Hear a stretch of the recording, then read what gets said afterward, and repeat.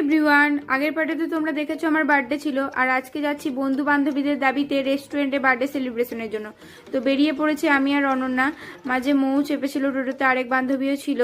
তো তাদেরকে ক্লিপে নেওয়া হয়নি। ওরা আগে থেকে একটা সুন্দর কেক এনে রেখেছিল, আর আমি ছুরিটা উল্টো ধরেছি, টুক করে ঠিক করে নিয়েছি, সোজা করে নিয়েছি, দেখতেই পাচ্ছ। আর ওরা ভাবছে কেকটা কেটে ওদের মুখের দিকে ধরবো না, আমি আমার মুখে ভরে নিয়েছি। ওরা আইএমতে অবাক হয়ে গেছে, খুব মজা নিল, আর আমি তো হাসতে হাসতে শেষ।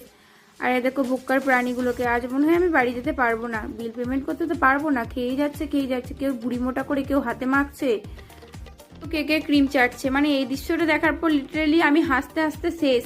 এসব কে করে ভাই, মানে ওরা যা ফানি। মানে দিনটা আমার খুব ভালো কেটেছে, খুবই ভালো।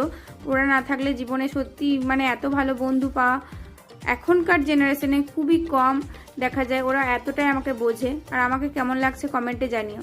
দেখা হচ্ছে পরে ভিডিওতে।